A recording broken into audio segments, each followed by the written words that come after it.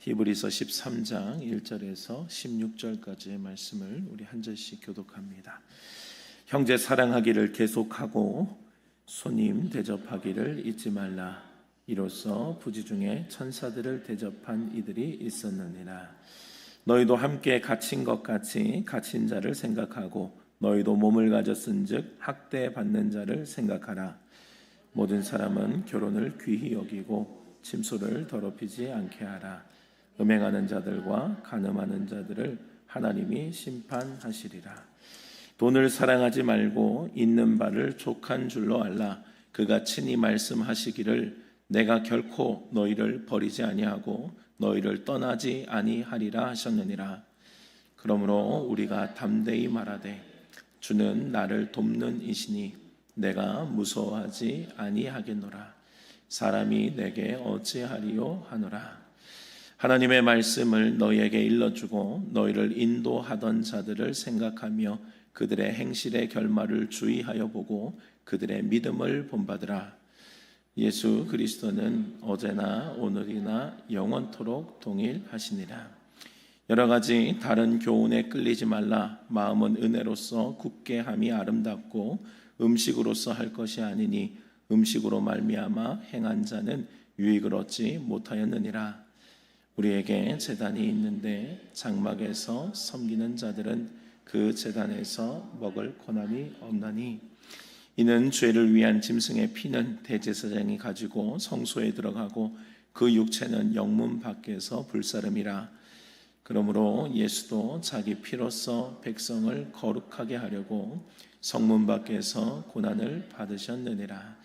그런즉 우리도 그의 치욕을 짊어지고 영문 밖으로 그에게 나아가자.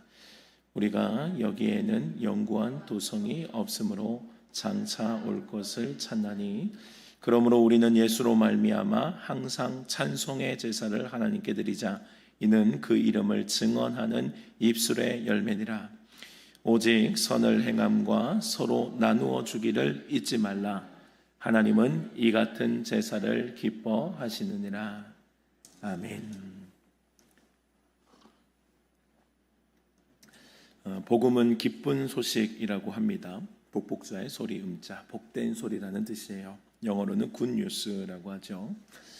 그래서 기쁜 소식은 가진 자는 그 기쁜 소식이기 때문에 기쁨은 항상 기쁨이 넘쳐나서 전하게 되어 있어요. 그래서 초대교회에 복음을 경험한 사람들은 그 기쁨에 못 이겨서 핍박 중에 흩어졌는데도 불구하고 핍박 중에 흩어진 그곳이 곧 전도의 현장이 되었다고요. 그들에게는 기쁨을 전하는 현장이 분명히 되었습니다. 기쁜 소식은 사람마다 다를 수는 있습니다. 사람마다 다른 것이 이제 예를 들어서 당뇨가 정복됐다. 이 한 알만 먹으면 당뇨가 이제 끝이다라고 하면 저 같은 당뇨 환자에게는 굉장히 큰 복된 소식이거든요. 기쁜 소식입니다. 와, 저거 한 알만 먹으면 이제 더 이상 약을 안 먹어도 되는구나, 음식 조절 안 해도 되는구나 하고 기쁜 소식이 된다고요. 그런데 만약에 당뇨가 없는 사람들에게는 어떨까요? 물론 이제 나쁜 소식은 아닙니다만 그렇다고 그렇게 나에게 직접적인 관련이 있는 소식이 아니기 때문에 그 기쁨이 당뇨 환자보다는 당연히 덜할 거란 말이죠. 그래서 기쁜 소식이 차이가 있을 수 있는 거예요. 그런데 성경에서 말하는 복음은요, 그런 소식이 아니에요. 성경에서 말하는 복음은 모두에게, 왜냐하면 이것이 해당되는 대상자가 죄와 죽음에 갇힌 우리 모든 사람을 향하고 있기 때문이에요. 죄와 죽음에 갇힌 모든 사람들에게 참 기쁨의 소식, 예수님께서 당신을 위해 죽으셨다고, 당신을 위해 죽으시고 부활하셨으니 예수 믿으면 영원한 삶을 삽니다. 죽음에 갇히지 않습니다. 죄에 더 이상 어둡지 않습니다. 예수 안에 생명이 있습니다. 라는 것이 우리 모두에게 기쁜 소식이 된다고요. 누구도 예외 없이 가지고 있는 문제가 해결되었다는 것은 참 기쁜 소식이에요. 그리고 이 기쁜 소식은요, 그 사실을 믿는 자들에게 주신대요. 복음의 핵심은 다 아무리 많은 것들이 있어도요, 내가 난 잘 모르겠습니다 라고 하면은 이건 내 것이 되지 못해요. 내 것이 되려면 성경의 규정한 원리는 그것을 받아들이면 된대요. 그것이 믿음이에요. 내가 그것을 믿으면, 내가 그것을 그렇군요, 나도 인정합니다, 내가 그것을 믿습니다 하면은 그것이 내 것이 되는 거예요. 이것이 성경의 유일한 원리거든요. 돈으로 살 수 있는 것도 아닙니다. 이것은 오직 믿음으로 받는다고요. 그래서 십자가에 달린 강도, 예수님 옆에 달려있던 강도가 구원을 받잖아요. 어떻게 구원을 받아요? 당신의 나라에 임할 때 나를 좀 기억해 주세요. 이게 어떤 의미입니까? 나는 당신을 신뢰하고 믿습니다라고 하는 또 다른 표현이거든요. 당신의 나라에 같이 십자가에 달린 입장에서 뭘 믿어요? 그런데 강도에게는 믿음이 생기는 거예요. 당신의 나라에 임할 때 나를 기억해 주세요. 이 믿음의 고백이 예수님께서 받으시는 거예요. 그래서 주님께서 그에게 말씀하셨죠. 내가 오늘 나와 함께 낙원에 있을 것이다. 분명히 너의 영혼을 구원해 주시겠다라는 주님의 약속의 말씀이 십자가의 강도에게 선언이 된 거예요. 만약에 여러분들 십자가의 강도에게 어떤 조건을 걸었더라면 어떨까요? 만약에 물 한 컵을 마셔라라고 했다면 십자가의 강도가 어떻게 물 한 컵을 마시는? 물 한 컵 마시는 건 우리에게는 아무 일도 아니에요. 그러나 십자가에 달린 강도의 입장에서는 물 한 컵을 마시기는 너무 어려운 일이라고. 만약에 100m를 뛰어가야 한다, 수영을 해야 한다. 여러분들 그렇다면은 못 받을 사람이 수두룩합니다. 우리야 뭐 받을 수 있겠지만, 그러나 환경과 상황이 안 되는 사람들은 못 받을 사람들이 수두룩하다고요. 그래서 주님께서는 우리에게 행위를 요구하시지 않는 거예요. 믿으라는 거예요. 마음으로 믿어 의에 이르고 마음으로 믿어서 의에 이르는 거예요. 그것을 할 수 없는 사람들에게도 구원을 주시기 위한 어떠한 행위가 아니라 마음으로 믿을 수 있는 하나님의 방법을 열어두셨어요. 그래서 하나님의 복음은 가장 쉽게 누구든지 제한 없이 받아들이기만 하면 돼요. 그래서 믿음은요, 그냥 받아들이면 내 거예요. 근데 받아들이지 못하는 사람들에게는 그것은 그 많은 수많은 놀라운 이야기와 놀라운 사건이 내 것이 되지 못하는 거예요. 단 한 가지예요. 믿느냐 믿지 않느냐. 내가 받아들이냐 받아들이지 않느냐. 이곳에서 갈라지는 겁니다. 너 얼마나 놀라운 하나님의 은혜인지 몰라요. 제한 없이 믿기만 하면 구원을 받는다고 하셨으니 얼마나 놀라운 은혜입니까? 많은 종교들은 여러분 보면은 뭘 하라고 해요. 많은 종교들의 특징은, 그러니까 이게 세상의 원리예요. 세상은요, 여러분, 우리는 열심히 일을 해야 돈을 벌잖아요. 열심히 일하지 않고 돈을 벌 수 있다면 그거 불법으로 여긴다고. 우리는 이 방식이 익숙해져 있어요. 내가 무엇을 하면 대가를 받는 거예요. 이게 익숙해져 있어요. 그러다 보니까 하나님의 구원을 우리는 자꾸 오해한다고. 자꾸 뭘 하려고요. 아니요, 하지 말라는 거예요. 근데 많은 종교들은 뭐예요? 이 세상의 원리를 가지고 이야기를 한다고요. 열심히 좀 뭘 해봐라. 뭐 열심히 좀 고행을 해보고, 열심히 좀 수련을 쌓아보고, 열심히 좀 노력을 해보고, 열심히 좀 자지 않아보고, 이렇게 누워서 자지 말고 이런 고생을 좀 해봐야 뭔가 깨달음과 무언가의 경지에 오른다는 거예요. 그런데 여러분, 기독교는 다르잖아요. 오히려 아무것도 하지 말라고 해요.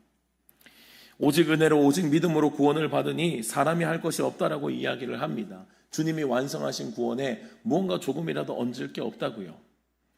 기독교의 중요한 교리 중에 하나인 칭의라고 하죠. 칭의입니다. 의롭다고 칭함을 받는 법적인 용어예요. 이게 로마서에 보면 이신칭의로 나오잖아요. 그러니까 이게 뭐예요? 믿음으로써 의롭다고 칭한다는 거예요. 그러니까 믿음으로써 의롭다고 칭한다는 것은 조건이 하나예요. 믿음이 있어. 그걸 믿니? 그렇다면 너를 의롭다고 할게. 그리고 재판을 끝낼게 라고 하는 법적인 용어예요. 그러니까 죄인인 사람을 앉혀놓고 옷 하나를 입히는 거예요. 그것을 우리는 그리스도의 옷이라고 하고, 예수 그리스도의 옷을 입혀요. 예수 그리스도의 제가 입은 가운처럼 이걸 입혀놓고 너 죄인인데 예수 그리스도의 옷을 입었네, 의인이 맞네, 그러고 의인으로 칭해버리는 거예요. 안에는 여전히 죄인이거든요. 안에는 여전히 가려진 죄인이에요. 그러나 하나님은 그것을 알면서도 이 법을 시행하시는 거예요.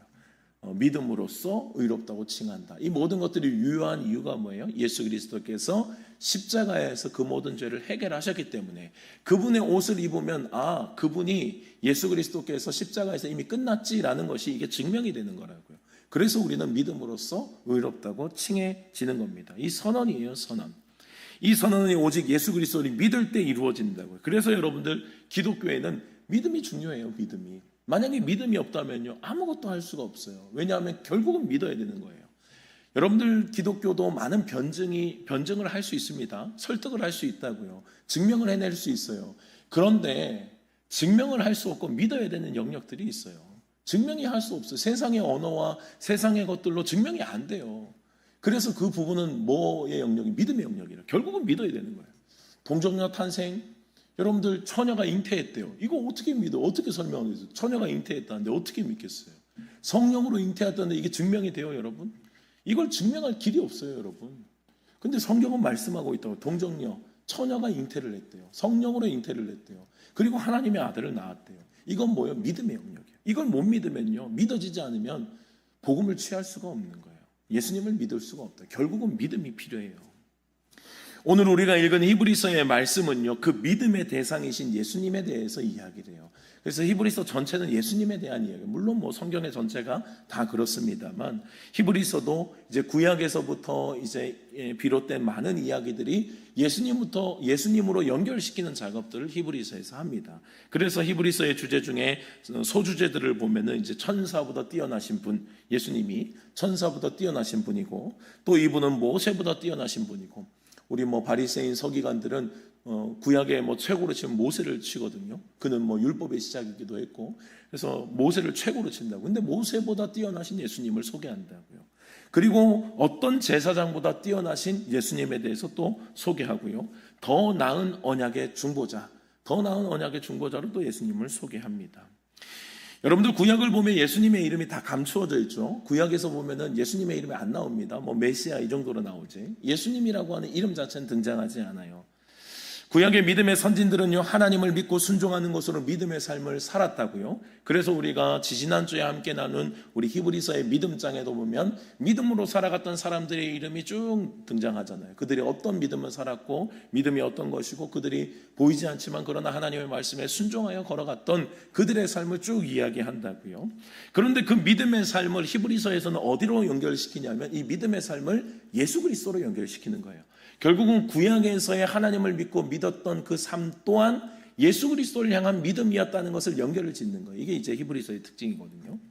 그래서 모세의 믿음을 이야기할 때를 보면요, 모세의 믿음 11장 26절의 말씀을 보면 그리스도를 위하여라고 한 단어를 써요. 그리스도를 위하여 받는 수모를 애굽의 모든 보화보다 더 큰 재물로 여겼으니 이는 상 주심을 바라봄이라.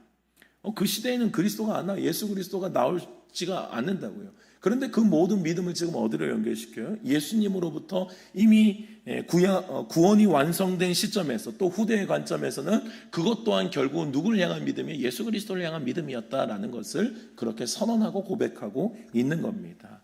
이 믿음이 다 예수 그리스도를 향하고 있어요. 그래서 믿음의 결론이 뭐예요? 또 믿음의 주요 온전케 하신 누구를 바라봐요? 예수를 바라보는 거예요. 믿음의 주여 또 온전케 하시는 예수 그리스도, 우리도 바라봐야 한다. 믿음의 선배들이 그렇게 바라봤던 것처럼 우리도 그분 바라봐야 된다. 그분의 이름이 누구라고요? 예수 그리스도라고요. 그러니까 구약에 있는 그 모든 믿음의 이름들을 다 누구를 향하고 있는 이름으로 치부하는 거예요? 예수 그리스도를 향한 그 믿음으로 바라보고 우리도 그 길을 걸어가야 된다라고 소개를 하고 있다고요. 모든 믿음이 예수 그리스도로 연결이 된다고요. 우리의 믿음은 분명 예수 그리스도를 믿는 믿음입니다. 우리는 그리고 이 믿음으로 구원을 받았어요. 그런데 여러분, 우리는 분명히 아무 대가 없이 조건 없이 그저 주님께서 믿음을 요구하시거든요. 믿음으로 구원을 받았어요. 그런데 참 믿음에는 삶이 있어요. 내가 믿었으니, 내가 의로워졌으니 그 다음부터 이제 끝났네, 이제 내가 뭔 짓을 해도 이제는 구원을 받았으니 이제는 끝났네가 아니라는 거예요. 그래서 우리가 교리에서는 칭의도 중요하지만 칭의 다음이 뭐냐면 성화의 과정이 있는 거예요. 성화가 뭐냐면 거룩함을 향해 가는 거예요. 거룩함을 향해 가는 우리들의 간절한 몸부림이 있다고요. 내가 은혜를 받고 내가 주님의 의로움을, 내가 칭함을 받았어요. 그렇다면 이제는 나 멋대로 살아가야 되는구나가 아닌 거예요. 성경의 분명한 가르침은 의로워졌다면, 의로움을 입었다면 그 다음부터는 거룩을 향해 가라고 말씀하고 계시다고요. 의로움을 입었으니 더욱더 거룩을 향해 간다고요. 칭의의 믿음에만 머물러 있는 것이 바른 믿음의 삶이 아니라고요. 바른 믿음은 칭의에서 성화로 향하는 삶이라고요. 칭의를 받은 자들의 믿음은 이제 성화의 믿음을 향해 가야 한다고요. 칭의는 한 번의 사건입니다. 의롭다고 하신 것은 다시 재판이 없어요. 주님께서 만약에 의롭다라고 하셨으면 그건 끝이에요. 재판이 끝났다고요. 그런데 성화의 사건은 뭐냐면 우리가 하나님 앞에 설 때까지 끝까지 우리의 죄성과 몸부림치며 싸우는 우리들의 삶이에요. 이게 성화의 삶이라고요. 여러분들, 우리는 우리 안에 있는 죄성은요, 네가 의로워졌으니 그 다음부터 이제 끝났네, 이제 너는 거룩해지겠네가 아닌 거예요. 우리 안에 죄성은 여전히 발동하는 거예요. 그런데 우리는 뭘 입었어요? 예수 그리스도의 옷을 입었다고요. 이게 칭의라고요. 그런데 칭의라고 해서 내 안에 있는 죄성이 멈추는 게 아니에요. 내 안에 있는 죄성은 여전히 세상 향하자, 이렇게 살자, 이렇게 놀자, 주님 거절하자. 그게 이스라엘 역사 아니에요, 여러분. 이스라엘 역사가 뭐예요? 주님이 그들과 언약을 맺었는데도 불구하고 그들은 끊임없이 도망가죠. 주님이 끊임없이 붙잡으시지만 끊임없이 도망간다고요. 그래서 우리가 에스겔서를 지금 큐티 본문으로 함께 나누고 있습니다만 주님께서 그들에게 선언하시는 게 뭐예요? 그 심판이 이루어질 수밖에 없었던 그들의 배경, 그들이 왜 그렇게 했는지, 하나님이 왜 그렇게 할 수밖에 없었는지에 대한 그들의 죄를 낱낱이 고발하고 있다고요. 너희가 이렇게 언약에 충실하지 않았고, 너희가 이런 죄를 지었고, 나를 무시했고 멸시했고, 나를 두고 음행을 간음을 저질렀고, 그러니까 하나님을 사랑하지 않는 그 모든 것들을 간음으로 주님께서 간주하신다고. 하나님을 사랑해야 돼. 하나님을 사랑하지 않고 세상을 향해 가잖아. 그래서 주님께서 그 모든 죄들을 고발하시면서 결국은 심판밖에 없다는 거예요. 심판을 통해서 너희가 회복될 것이다. 이것이 이스라엘의 역사 아니에요. 그러니까 여러분들 우리 안에서 한번 주님의 백성이니까 끝났네. 아니에요. 우리 안에서 또 거룩한 싸움이 있다고요. 성화의 싸움이 있는 거예요. 내 안에 있는 죄성을 이겨야 될 우리들의 삶이 분명히 있다고요. 가끔 교회 다니는 사람, 예수님 믿는 사람들이 뭐 사회에서도 지탄을 받고 저 사람 정말 예수 믿는 사람 맞나 싶은 행동을 할 때가 있어요. 여러분들 이런 사람들을요, 이런 관점에서 보면 한 두 가지로 평가를 할 수가 있어요. 첫 번째로 보면 칭의에만 머물러 있는 사람일 수 있어요. 예수님을 믿는 사람은 맞는데 거기에만 끝난 거예요. 성화를 향해 가야 되고 내 삶을 거룩하게 주님 앞에 올려드려야 되는데 그러기를 포기한 사람이에요. 그냥 나는 칭의 뭐 그 정도면 됐다 뭐 그러고 이제 멈춰 있는 사람이에요. 두 번째는 겉으로는 교회 다니는 사람이 맞는데 칭의조차도 이루어지지 않은 사람일 수도 있어요. 그래서 여러분들 결국은 성화의 모습, 거룩해져가는 사람의 모습을 보면요, 그 사람에게 칭의가 이루어졌는지 이루어지지 않았는지를 옆에서 그냥 느낄 수가 있는 거예요. 여러분들 우리가 수요일 날 이제 성찬에 대해서도 우리가 함께 또 웨스트민스터 대의리 문답에서 나누고 있습니다만, 성찬에는 이제 우리 교회에는 징벌 가운데 수찬 정지가 있어요. 수찬 정지. 그게 뭐냐면 성찬을 하는데 너는 성찬에 참여하지 못합니다. 당신의 삶을 다시 돌아보세요 하는 게 수찬 정지거든요. 그래서 수찬 정지, 이게 성찬이란 건 뭐냐면 거룩한 백성임을 증명하는 거예요. 유월절, 구약으로 보면 유월절 음식을 먹는 자들은 어떤 자들이에요? 유월절 음식을 먹는 자들은 유월절이 임한 자들이에요. 유월을 경험한 자들이라고요. 그러니까 죽음을 경험하고 살아난 자들이 유월절 음식을 먹는다고요. 그게 여러분들 신약에는 성찬이에요. 그러니까 우리가 먹는 떡과 잔은 뭐예요? 예수 그리스도의 피와 몸을 상징하지만 이것은 구원받은 자만이 먹을 수 있는 거예요. 언약 백성만이 먹을 수 있는 거라고요. 언약 백성만이 먹는 그것인데, 수찬정지라고 하는 건 뭐냐면 당신이 어떠한 죄든지 어떠한 삶의 행위로 말미암아 당신이 정말 칭의의 사람이 맞는지 다시 확인하라는 거예요. 당신이 거룩한 백성이 맞는지 다시 확인하라는 거예요. 옆에서 볼 때에 때로는 이제 수찬정지를 하는 이제 뭐 그런 목사님이나 이런 당회에서 볼 때에 당신은 그것에 대해서 지금 좀 의심스러운 거예요. 당신이 그 구원 안에 있는지가 의심스럽다. 그러니 당신의 행동을 다시 점검하고 수찬정지를 통해서 당신의 언약 백성인지를 점검하라는 거예요. 그게 수찬정지라고요. 그러니까 여러분들 뭐예요? 이 모든 것들은 분명히 칭의가 이루어진 자에게 성화의 과정이 이루어지지 않을 수도 있고요. 아니면 칭의조차도 이루어지지 않은 사람일 수도 있는 거예요. 그런 사람들이 그저 세상을 바라볼 때 그냥 누가 봐도 저 사람 좀 이상한데 뭐 저 사람 이제 뭔가 예수 믿는 사람 같지 않은데, 그런 사람들의 모습이라고요. 여러분들 물론 이것이 하나님의 영역이기 때문에 우리가 쉽게 평가해서는 안 돼요. 이건 뭐 주님께 맡기는 겁니다. 그러나 우리는 우리의 믿음을 볼 때 어떻게 해야 돼요? 우리는 칭의에만 머물러 있어서는 안 되는 거예요. 우리는 성화의 과정으로 나아가야 되는 거예요. 그러니까 내가 만약에 성화의 과정이 없다는 것은요, 역으로 보면 어떻게 돼요? 칭의까지도 의심해 볼 수 있는 거예요. 칭의까지. 내가 진짜 거룩해진 게 맞나는 거예요. 왜냐하면 거룩해진 자는 반드시 성화를 향해 간다니까요. 의롭게 된 자는 성화를 향해 가게 되어 있는데 성화의 과정이 없어요. 거기에 관심도 없어요. 그러고 걸어가고 싶은 의지도 없어요. 그럼 당신의 칭의가 맞냐는 거예요. 다시 역으로 돌아봐야 된다고요. 칭의가 이루어진 사람들은 구원이 이루어졌으니 끝났다가 아니에요. 반드시 성화의 길을 걸어가야 되는 거예요. 거룩해져 가야 된다고요. 내가 거룩하니 너희도 거룩하라는 주님의 말씀처럼 나도 주님 닮은 삶이 내 안에 펼쳐져야 되는 거예요. 그러니 여러분들 예수님을 제대로 만난 사람이 삶이 안 변해요? 기적 중에 기적이에요. 그럴 리가 없어요. 그럴 리가. 예수님을 제대로 만나면 삶이 변해요. 예수님을 만난 자들은 삶에서 이 칭의가 이루어진 자는 성화의 모습이 어떻게든 이루어질 수밖에 없는 거예요. 여러분들이 이것을 하나님과의 언약 관점에서 보면 더 분명하게 드러나거든요. 창세기 17장을 보면 하나님께서 아브라함과 언약을 맺으시는 장면이 등장을 합니다. 하나님께서 아브라함에게 말씀하세요. 복을 주시고 번성케 하시고 열국의 아비가 되게 하신다고 약속하시는 거예요. 그런데 중요한 것은 뭐냐면 언약이라고 하는 것은 여러분들 쌍방향이에요. 언약은 서로 간의 약속입니다. 하나님도 약속을 하지만 그러나 그 언약의 반대쪽에 있는 자도 같이 약속을 하는 거예요. 같이 쌍방향의 언약을 맺는 거라고요. 그래서 하나님께서 그에게 언약의 약속의 성취의 조건을 거셔요. 조건을 거는 게 뭐냐면은 창세기 17장 1절의 말씀을 보면 너는 내 앞에서 행하여 완전하라고 말씀하세요. 너는 내 앞에서 행하여 완전하라고. 그러니까 행함이 거기 들어간다고. 너는 내 앞에서 행하여 완전하라. 이것이 복을 누리는 조건이었어요. 아브라함이 복을 받는 조건이었다고. 복을 받고 번성케 하고 열국의 아비가 되는 조건, 너는 내 앞에서 행하여 완전한 거예요. 행하여 완전함이 조건이었다고요. 여러분들 이것은 신약시대 예수님께서도 말씀하신 부분입니다. 마태복음 5장의 말씀을 보면요, 예수님은 율법이나 선지자를 폐하러 온 것이 아니라고 말씀하셨어요. 완전케 하러 왔다라고, 완성하기 위해서 왔다라고 말씀을 하시거든요. 그러면서 주님께서 하셨던 말씀이 너희의 의가 서기관과 바리새인보다 더 낫지 못하면 결코 천국에 들어가지 못할 것이라고 말씀하셨어요. 너희의 의로움이, 너희의 행함이 바리새인과 서기관보다 옳지 못하면, 바리새인과 서기관들보다 못하면 너희는 천국에 못 들어간다는 거예요. 선언 자체를 그렇게 해버린다고요.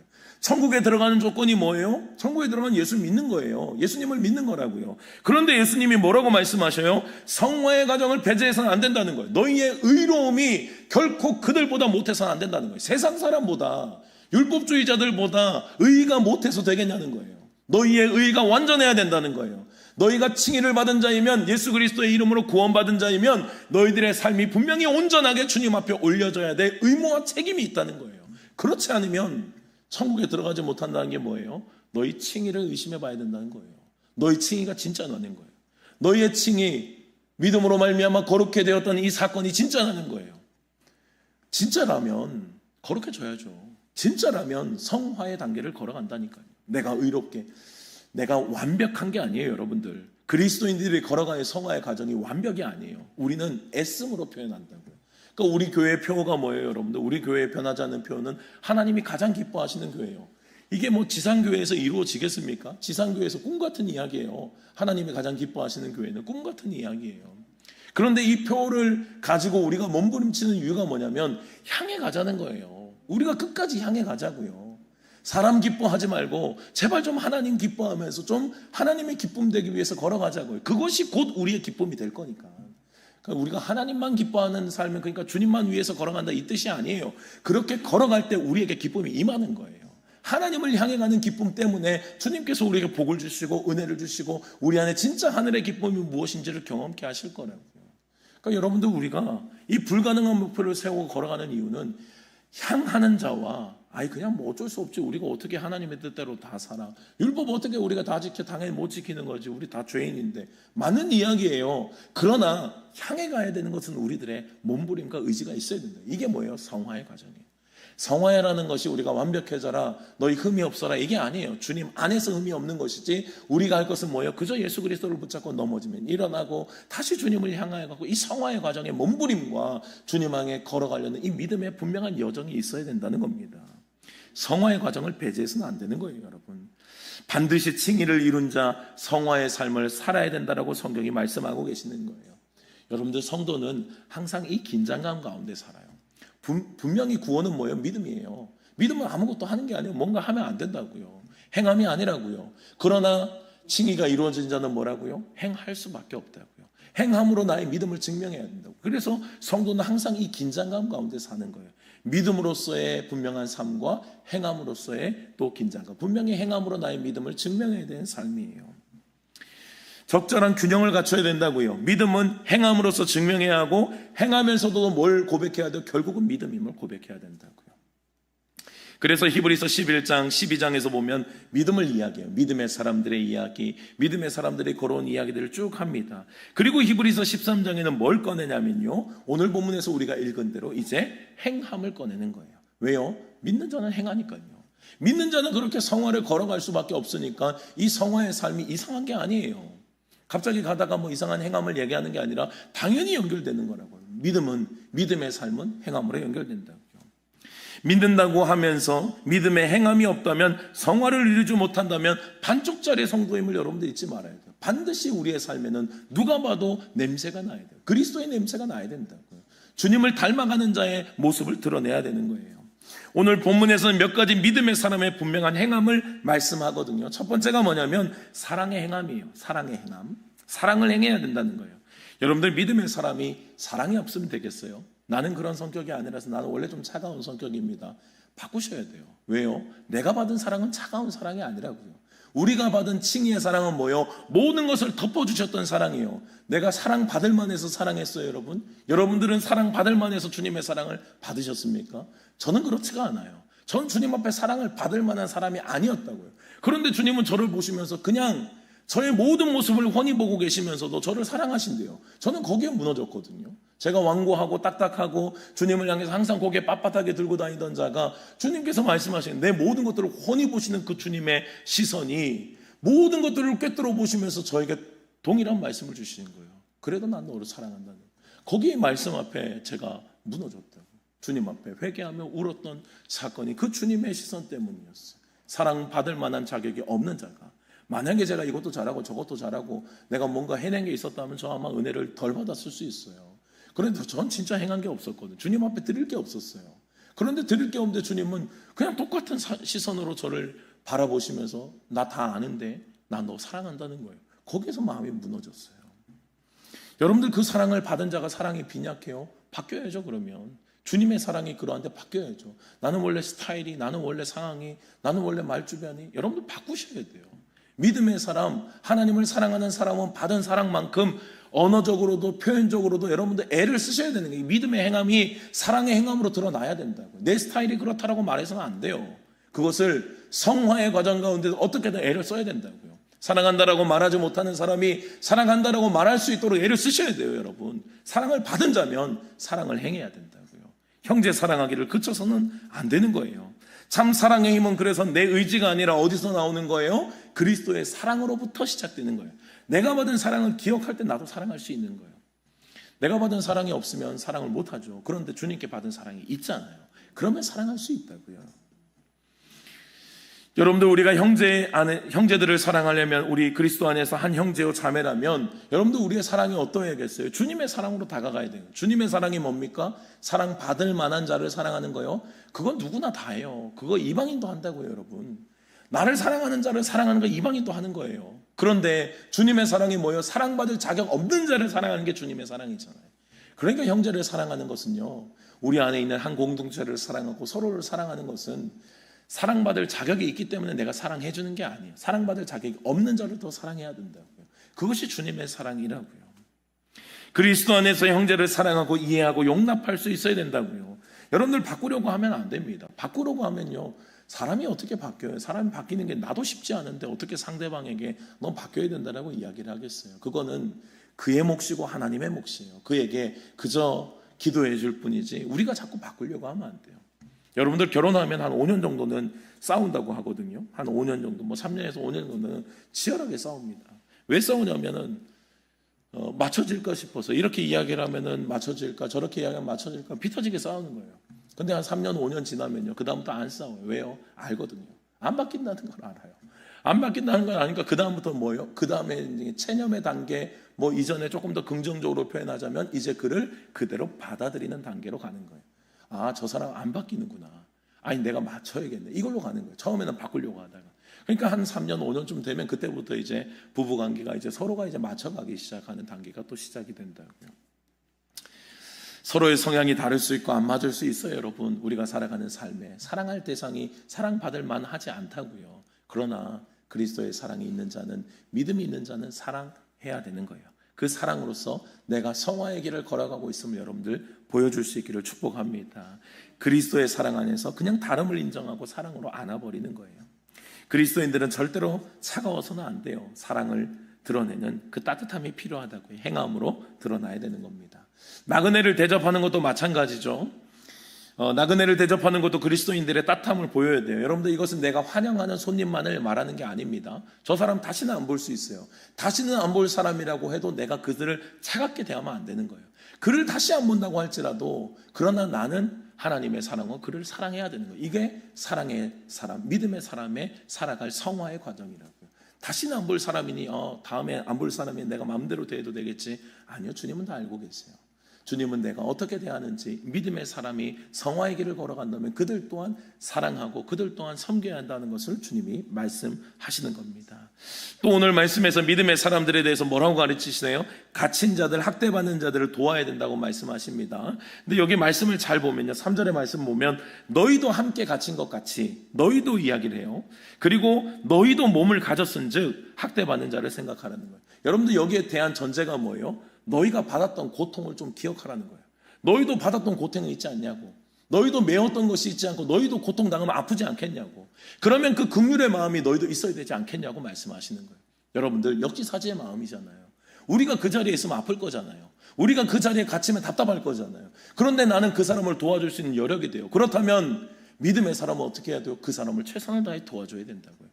갇힌 자들, 아픈 자들, 환난당한 자들, 환경이 무너진 자들, 여러분들 잠깐 환경에 무너질 수 있겠죠. 근데 그때 누구의 손이 필요해요? 믿음의 사람들의 손이 필요한 거예요. 사랑으로 손을 내밀어 줘야 된다고요. 아픔을 함께 나누고 슬픔을 함께 나눌 수 있는 우리가 다가가는 은혜가 있어야 된다고요. 절대로 외면하면 안 돼요, 여러분.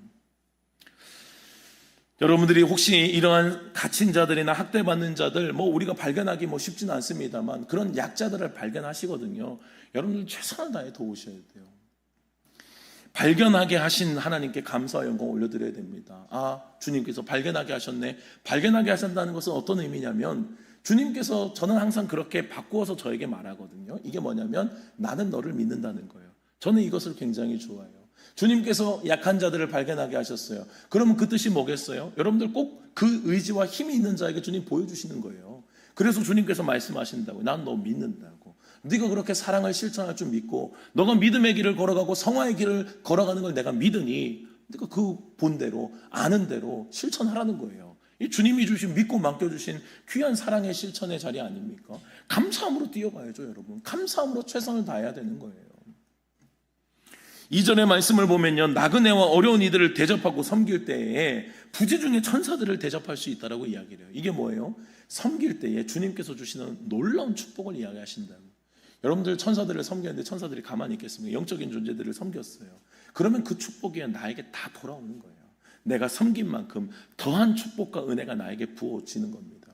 그러니까 여러분들 어려운 자들을 볼 때 저거 물론 저분에게 우리가 돕는 거 그건 당연한 겁니다. 그런데 또 나에게 주신 기회가 되기도 하는 거. 하나님께서 주신 축복의 기회, 함께 은혜를 나눌 수 있는 기회를 나에게 주셨구나. 천사를 섬길 수 있는 기회를 나에게 주셨구나. 여러분 다가가서 섬기셔야 돼요. 최선을 다해서요. 어마어마한 사랑의 기회와 축복의 기회를 절대로 놓치면 안 된다고요. 또한 믿음의 사람은 4절의 말씀을 보면요, 모든 사람은 결혼을 귀히 여기라고 말씀을 하십니다. 여러분들 믿음의 사람은 가정을 소중하게 여겨요. 가정이에요, 가정. 이게 여러분들 가정에 매여서 신앙생활 이렇게 끌려다니라 이런 이야기가 아닙니다, 여러분. 가정 안에서부터 행복이 시작되고 사랑이 시작되어야 된다는 거예요. 특별히 가정 안에서부터 서로가 언약하며 서로가 약속한 그 서로 간의 예의를 지켜야 되는 거예요. 하나님께서 최초에 세우신 가정의 원리는 뭐예요? 아담에게 하와를 허락하셨고요, 하와에게 아담을 이게 대전제예요, 여러분. 물론 지금 사회가 여러 가지 어렵고 아프고 서로 마음이 안 맞는 이런 현상들에 대한 해석과 또 우리의 조언과 믿음의 길은 또 있을 수 있어요. 그러나 일단 첫 번째 대전제예요. 하나님께서 아담에게 하와를 허락하셨고요, 하와에게 아담을 허락하셨어요. 여러분들 이 시대는 갈수록 음란한 시대라고요. 음란한 문화가 유행처럼 번져간다고요. 여러분들 유행처럼 번져가는 이 문화에 자꾸 익숙해지시면 안 되는 거예요. 얼마나 아픈 일인지 몰라요. 그렇게 되어서는 안 돼요. 하나님이 우리에게 허락하신 가정을 소중하게 여겨야 된다고. 하나님께서 주신 거예요. 서로에게 한 사람만 허락하셨다고요. 시대가 아무리 바뀌어도 하나님께서 만드신 가정의 원리는 변하지 않아요. 거기에서 우리의 죄성과 우리의 아픔 때문에 어떻게 하면 그 자리에서 하나님을 찾을 수 있을지에 대한 고민은 우리가 해야겠죠. 그러나 대원칙, 주님이 만드신 가정의 대원칙, 한 사람에게 한 여자를 허락하시고 한 여자에게 한 남자를 허락하셨으면 잊지 말아야 된다. 여기에는 분명한 하나님의 성경적인 원리가 있는 거예요. 하나님께서 만나게 하신 한 사람에 대한 분명한 신뢰와 믿음을 가지고 서로 기도하며 어떻게든지 그 안에서 지키려고 해야 되는 거예요. 우린 자꾸 이제 뭐 그것이 막 흔해지다 보니까요. 자꾸 그냥 최후의 방법이 언제든지 꺼낼 수 있는 카드처럼 생각을 해요. 여러분들 그 카드는 꺼내면 안 돼. 믿음의 사람들은 어떻게든 지키려고 하는 걸 선택해야지. 어떻게든 깨려고 하면 안 돼. 어떻게든 카드를 꺼내가지고 내 최후의 방법 내가 언제든지 쓰리라. 세상에서 아무리 그런 분위기가 있어도 여러분들 끌려가면 안 되는 거예요. 그게 어떻게 당연합니까? 우리는 끝까지 지키고 처음부터 당연히 신중해야겠지만 아담과 하와에게는 서로 간의 예의와 정절을 지키며 걸어가는 것을 하나님께서 대원칙으로 세우셨다고. 믿음의 사람은 이 원칙을 반드시 지켜야 되는 거예요. 또한 오늘 말씀에서는 분명히 권면합니다. 13절 5절의 말씀을 보면요, 돈을 사랑하지 말래요. 믿음의 사람은 여러분 돈 사랑하는 사람 아니에요. 믿음의 사람은 여기에서 많이 넘어져요. 믿음의 사람들은 돈을 사랑한다. 믿음의 사람이 돈을 사랑하면 망하는 거예요. 여러분들 세상에선 돈이 최고입니다. 돈 때문에 무슨 짓이든 할 수 있어요. 돈은 우리에게 분명히 유용하고 편리한 것이 맞아요. 돈을 막 다 죄다 이게 아니에요. 돈을 사랑함이 죄인 거예요. 돈을 사랑하는 게 죄예요. 오늘도 말씀이 왜 돈을 사랑하지 말라는 거잖아요. 돈이 필요가 없다는 게 아니에요. 돈을 필요합니다. 주의 일을 위해서 돈이 많이 필요해요. 그러나 돈을 사랑하지는 말아야 되는 거예요. 디모데전서 6장 10절에서는 말씀합니다. 돈을 사랑함이 일만하게 뿌리가 된다. 여러분들 돈을 사랑하는 것이 일만하기 정말 세워서 일만이겠어요, 여러분? 정말 많은 죄가 거기서 시작되는 거예요. 정말 많은 죄의 시작이 돈을 사랑하면서 시작되는 거예요. 얼마나 무서운 죄예요, 여러분. 그러니까 믿음의 사람이 돈 사랑하면 되겠어요, 여러분? 망하는 거예요. 믿음의 길을 절대로 가지를 못합니다. 돈 사랑하면 믿음의 길 못 가요. 바쁘기 세상에서 바쁘다고요. 돈 때문에 여러분들 일 많이 해야 되면 어떻게 해요? 주일날 예배 못 드리죠. 예배 드리는 게 1번이겠어요? 2번, 3번이 되겠죠. 돈 버는 게 난 최고인데요. 돈 벌고 어떻게든 내 사업 일으키고 이게 최고인데요. 믿음의 사람은 절대로 돈의 노예가 되어서는 안 돼요, 여러분. 세상은 돈을 위해 무슨 일이든 하지만 믿음의 사람은 아무리 돈을 준다고 해도 아무리 억만금이 내 앞에 눈에 보인다고 내가 선택만 하면 잡을 수 있어요. 그런데 여러분들 그거 선택하면 안 된다니까요. 그 다음부터 나의 모든 삶은 뭐가 돼요? 믿음의 길이 아니에요. 그 다음부터는 세상의 길이 되는 거예요. 그거 한번 잘못 선택하면 지금까지 나의 믿음의 길도 무너지고요. 앞으로의 나의 믿음의 길도 무너지는 거예요. 주님 앞에 진짜 울며 회개하지 않으면 못 돌아와요, 여러분. 돈 사랑하면 어떻게 돌아와요? 여러분들 지금 너무도 안타까운 것은 교회도 그리스도인들도 세상은 말할 것도 없고 이 돈의 원리가 너무 커요. 너무 세요. 돈의 원리가. 그러면 안 돼요. 돈을 사랑하면 안 된다고. 아무리 돈이 귀하고 아무리 상황이 힘들 수 있어요. 그러나 우리가 먹어야 될 떡이 있고 먹지 말아야 될 떡이 있는 거예요. 여기에 대해서 분간이 되지 않는데 어떻게 믿음의 길을 간다고 이야기를 하겠어요.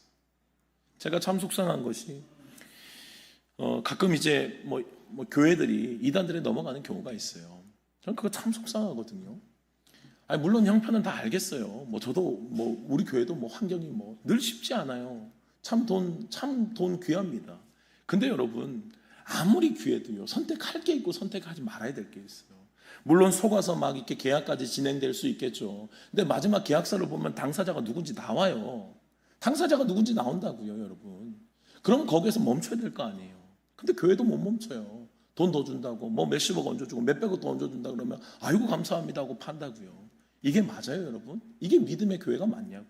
이게 믿음의 그리스도인들의 걸음이 맞냐고요. 이게 너무 속이 상한 거예요. 결국은 우리도 믿음의 길이 아니었다는 거예요. 우리는 아니지만 어쨌든 결국은 우리도 걸어가는 길이 그럼 돈의 길이었다는 거예요. 그럼 사람 많이 모이는 게 돈 때문이었어요. 그러면 우리가 그럼 성장해야 되는 게 그럼 돈 때문이었어요. 여러분들 교회를 전부 다 그렇게 치부해 버리는 거예요. 이게 지금까지 걸어온 모든 믿음의 길들을 파괴하는 무서운 일이에요. 앞으로의 그 걸음에 진짜 통곡하며 회개하지 않으면 그 교회가 어떻게 하나님께서 기뻐 받으시겠어요, 예배를. 정말 속상하고 원통해요. 돈 때문에 다 무너지니까. 돈이 힘들다는 거 알겠어요. 그러나 그래도 그리스도인들은 해야 될 게 있고 하지 말아야 될 거 있고 교회는 그래도 선택할 게 있고 선택하지 말아야 될 게 있다고요. 먹지 말아야 될 게 있고 먹어야 될 게 있다고요. 그걸 어떻게 선택해요? 아무리 돈을 많이 준다고 해도 믿음의 길은 포기하면 안 된다. 우리의 가치가 그거밖에 안 돼요. 우리의 가치가. 오늘 13절 5절의 말씀에는 분명히 말씀합니다. 돈을 사랑하지 말고 있는 바를 족한 줄로 알래요. 그리고 그가 친히 말씀하셨대요. 내가 결코 너희를 버리지 아니하고 너희를 떠나지 아니하리라. 여러분들 주님의 말씀이 분명함을 기억하시기 바랍니다. 돈 때문에 힘들어하지 말래요. 왜요? 내가 너희를 절대로 안 버린대요. 여기도 히브리서의 기자도요. 아마 이 부분들에 대해서 굉장히 또 사람들이 많이 흔들리는 거 봤을 거예요. 돈은 어느 시대든 똑같으니까요. 근데 여러분, 여기서 강조하는 게 뭐예요? 그가 친히 말씀하시기를 내가 결코 너희를 버리지 않고 너희를 떠나지 않겠대요. 주님 살아계시다면 돈이 돈 문제가 되지 않게 하시겠다는 거예요. 여러분들, 우리가 살아가는 모든 문제를 자꾸 돈 문제로 취급하시면 안 돼요. 돈 문제가 아니에요. 믿음의 문제라고요. 믿음의 문제예요. 믿음의 문제. 저는 그렇게 생각해요. 물론 모든 환경과 형편을 일반화시킬 수는 없어요. 일반화시키지는 못합니다. 조심스러운 이야기입니다만 일반화시키지 않으니까 제가 제 입장에서 이야기를 해볼게요. 목사님들도 이중직을 많이 하세요. 이중직을 하면서 이제 뭐 카페를 하시거나 뭘 하시면서 교회를 운영하세요. 저는 그것도 방법이라고 생각을 해요. 근데 저의 입장에서 이야기를 해볼게요. 저도 시간이 되면 그렇게 일하는 거 뭐 교회도 도움이 될 수 있겠죠. 근데 제가 걸리는 것이 뭐냐면요, 여러분. 만약에 제가 그렇게 하잖아요. 제가 이중직을 하면서 돈을 벌면서 교회 어려움들을 좀 채워가려고 하잖아요. 그럼 저는 저의 입장에선 그것을 이젠 더 이상 믿음의 문제가 아니라 돈 문제로 바꾸는 거예요. 제가 움직여서 돈을 벌기 시작하면요, 그것을 믿음의 문제가 아니라 돈 문제로 이제는 시작하는 거기 때문에 그거 제가 선택할 수가 없는 거예요. 이 돈 문제로 가는 거잖아요. 그 다음부터는 돈 문제예요. 교회가 재정이 부족한 것, 이거 돈 문제입니까? 여러분들, 이게 돈 문제이기도 하지만 그러나 주님을 바라볼 신뢰와 주님을 바라보는 이 어려움에서도 주님을 바라볼 수 있냐의 믿음의 문제이기도 해요. 그래도 먹지 말아야 될 떡을 먹지 않고 선택해야 될 것을 선택하는지 주님은 지금 우리를 향해서 시퍼렇게 눈을 뜨고 쳐다보고 계신다고요. 너희가 무슨 선택하는지.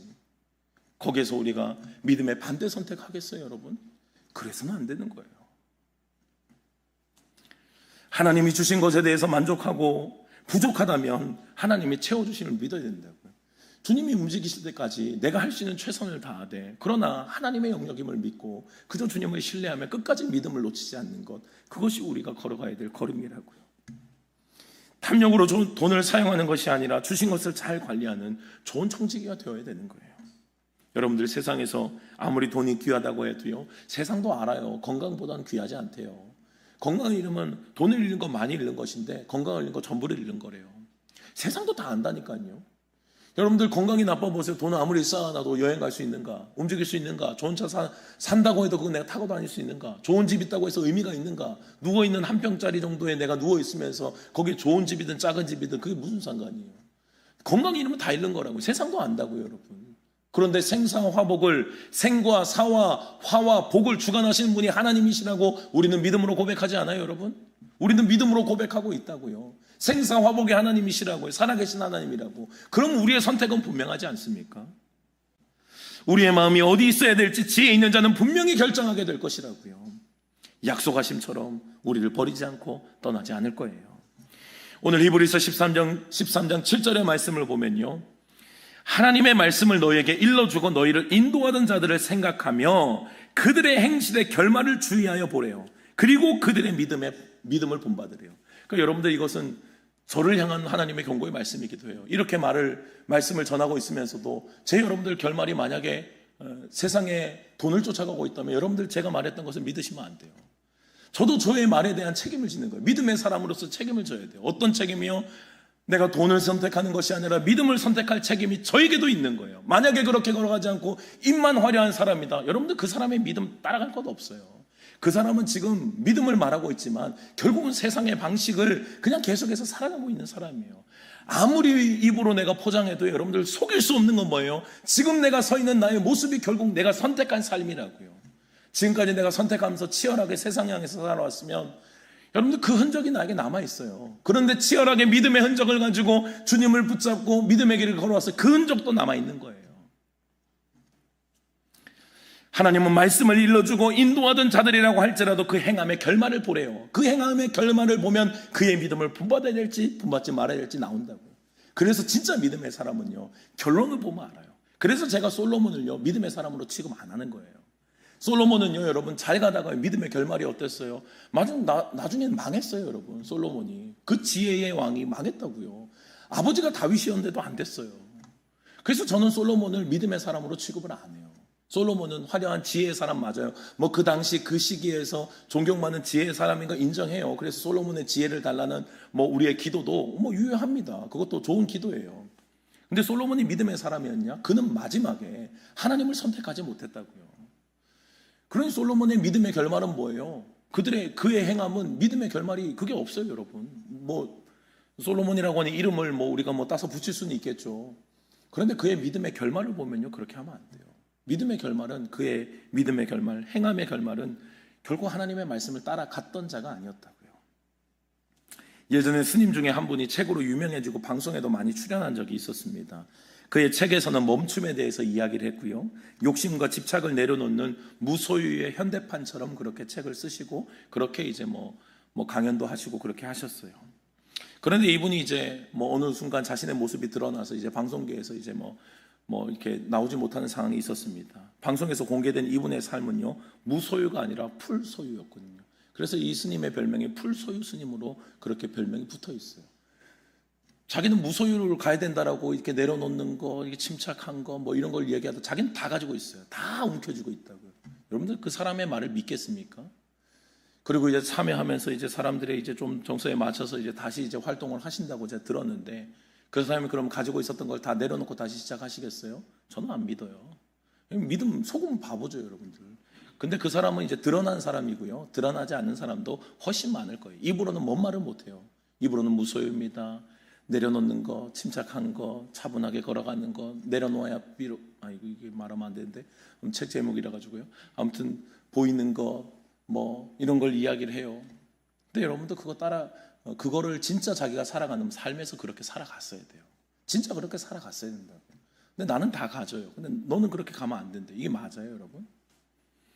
제가 스님의 이야기를 해서 죄송합니다만, 교회나 그리스도인도 똑같아요, 여러분. 다를 바는 없어요. 제가 적절한 비유라서 이분의 이야기를 한 것이지, 우리도 다를 바는 없어요.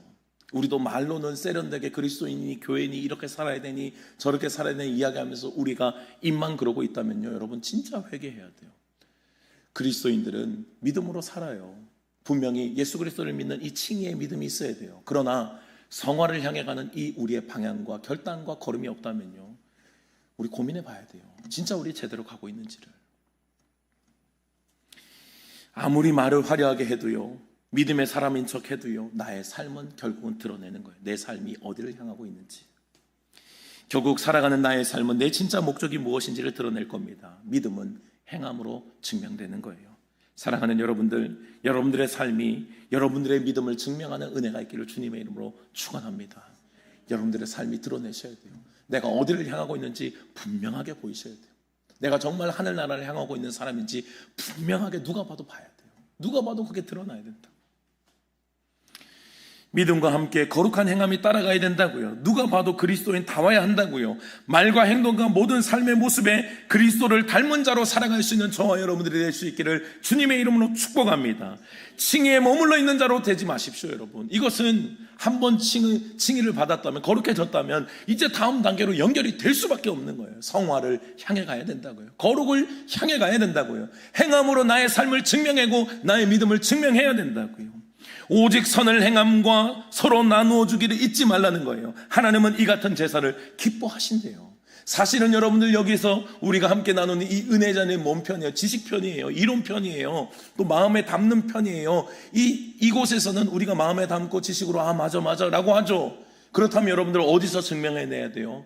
삶의 자리에서 그 예배를 증명해내야 된다고요. 하나님이 기뻐하실 만한 그 제사를 삶의 자리에서 여러분들이 올려드릴 수 있어야 된다. 이게 진짜 예배라고요.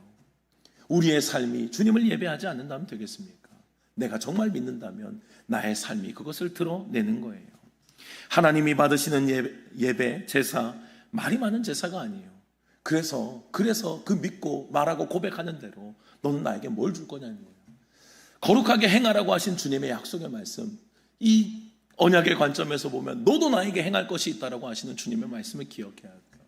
우리가 안식일에도 우리가 구약에 있는 안식일의 개념을 우리가 지금 안식구 첫날 주님의 날에 우리 초대교회의 그 전통과 역사처럼 우리가 함께 기뻐하며 예배드리며 그 날이 바로 이 날처럼 주님의 날처럼 우리는 고백하고 있어요. 이것도 뭐예요? 주님 앞에 우리가 계명을 지키고 당신의 언약 앞에 나는 언약 백성입니다를 고백하는 시간이에요. 나는 당신의 언약 백성으로서 이 모든 지으신 하나님의 지으신 모든 것들 주님이 지으심을 알고 나를 주님이 지으심을 알고 나는 주님 안에 있어야 됨을 압니다. 이것이 우리가 계명을 통해서 고백하는 고백이라고요. 그러면 내가 이런 고백들을 주님 앞에 올려드릴 때 주님께서 어때요? 안식일을 기억하여 거룩하게 지키는 우리들의 삶과 걸음과 행함을 보시고 주님도 우리에게 복을 주실 수밖에 없는 거예요. 주님께서 복을 주시고 삶의 자리를 지켜주시고 형통케 하시고 하나님께서 열어주시는 하나님의 많은 부유들을 우리가 경험하게 되는 거예요.